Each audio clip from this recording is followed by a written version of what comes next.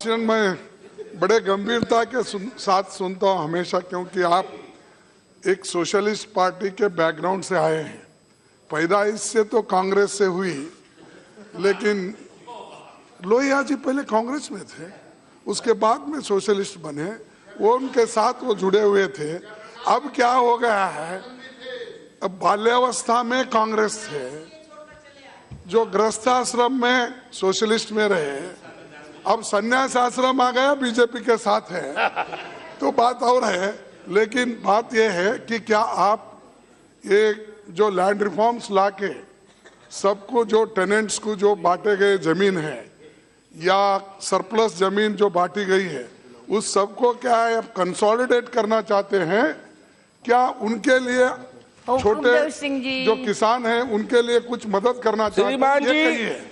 मैं उसको कंसोलिडेट नहीं करना चाहता, लेकिन मैं उसको फ्रैगमेंटेड भी नहीं करना चाहता। हम अगर एक तरफ वैज्ञानिक, मशीनीकृत, आधुनिक खेती की बात करेंगे, पहले हल बैल से खेती होती थी, अब ट्रैक्टर से खेती होती है। पहले मजदूर हंसुआ से गेहूं काटता था, अब कंबाइन मशीन से गेहूं काटता है। एक तरफ कहते हैं कि वैज्ञानिक खेती करो, मशीनीकृत खेती करो, और दूसरे तरफ जमीन का बंटवारा करो। वो भूमि सुधार नहीं था, भूमि सुधार नहीं था, भूमि का लूट था। भूमि सुधार का मतलब बहुत कुछ होता है, जिस पर आप बहस करेंगे तब हम कर लेंगे। आप इस एक बात सुनिए, अभी आपने कहा, भले आपने लोहिया जी का कहा, अभी जो माननीय प्रधानमंत्री जी ने ये बेनामी संपत्ति को छीनने के लिए जो कानून बनाया है और जेटली जी ने उसमें कड़े दंडों का प्रावधान किया है, तो आपने सोचा कि कहां से सन 1955 समाजवादी युवक सभा के पूरी सम्मेलन में व्याख्यान देते हुए कांचन मुक्ति पर डॉक्टर लोहिया ने कहा था, अपराधियों के लिए उचित दंड की व्यवस्था रहनी चाहिए और विशेष रूप से अवैधानिक संपत्तियों को छीन लेने की। किंतु ऐसे कानून बनाने से पहले आवश्यक है कि उसके समर्थन में शक्तिशाली जनमत तैयार हो। नरेंद्र मोदी जी ने जनमत तैयार करने के लिए कई योजनाएं चलाई है कि जिससे वो समता समाज को लाने का काम कर सके और समता समाज भारत में आ सके। बेनामी संपत्ति छीने जाएंगे, किसके छीने जाएंगे? कल माननीय प्रधानमंत्री जी ने जब विस्तार से कहा था, और फिर कल यही विमुद्रीकरण पर शाम में माननीय जेटली जी अपने प्रतिभा से जवाब दे रहे थे, तो सभी के बाद सब चुप हो गए, किसी की बानी नहीं निकली, कोई तर्क नहीं निकला। और जब तर्क नहीं निकला तो सदन से चल दिए। कोई बहाना चाहिए, इसलिए आप इस पर सोचिए, गौर से सोचिए। लेकिन मैं एक बात पूछना चाहता हूं मोदी जी, आप इतने आंकड़े उसमें से देते हैं, मैं आंकड़ा नहीं जानता, लेकिन मैं हरियाणा का किसान कहता है हिसाब यूं का यूं, बता कुनमा डूबा क्यों? हिसाब यूं का यूं, अब बता कुनमा डूबा क्यों? सब हिसाब तो ठीक है आंकड़े आपके, लेकिन हिंदुस्तान के अमीरी गरीबी में फर्क क्यों हुआ? हिंदुस्तान के गांव और शहर में फर्क क्यों हुआ? गांव के कृषि और उद्योग में फर्क क्यों हुआ? क्यों हुआ? आपकी नीति के कारण हुआ, आपकी योजना के कारण हुआ।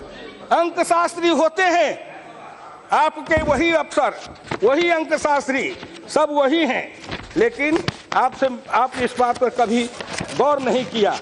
आपके सब कुछ वही हैं, लेकिन आप एक बात सोचिए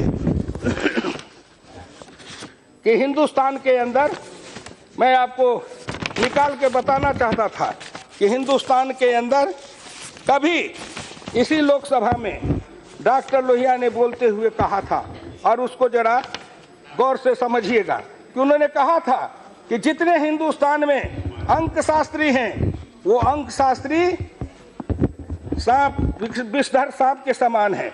जैसा बीन बजाओगे वैसा नाचेगा, अगर बीन बजाना नहीं जानते तो क्या नाचा पाओगे?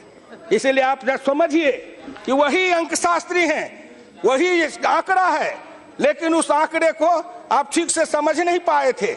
आपका वो अंकशास्त्री बीन बजाता था, आप नाचते थे। नरेंद्र मोदी में पुरुषार्थ है, परिश्रम है, बुद्धि है, क्षमता है, योग्यता है, कर्मठता है, ईमानदारी है, तेजस्विता है, इसलिए नरेंद्र मोदी अपने हिसाब से उस आंकड़े को नचा रहा है और हिंदुस्तान के गांव गरीब कल्याण की ओर उसको ले जा रहा है। इसलिए इस बात को सोचना चाहिए। आप जिसका खाते थे उसका गाते थे।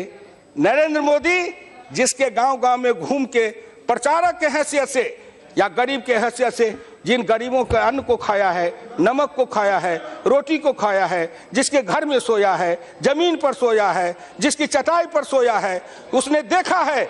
इसलिए नरेंद्र मोदी की दृष्टि उधर है, आपकी दृष्टि उधर थी, इसलिए आपको नहीं पता लगता है दृष्टि क्या है।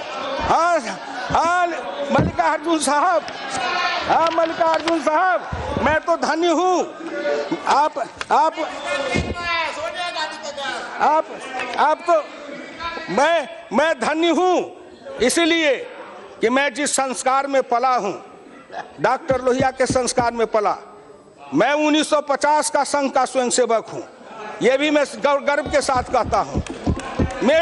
मेरे उम्र के स्वयंसेवक अब बिहार में एक माननीय कैलाशपति मिश्र जी थे, रवि शंकर जी के पिताजी थे, जो मुझसे सीनियर थे, नहीं तो मुझसे ज्यादा पुराना स्वयंसेवक बिहार में दूसरा नहीं है।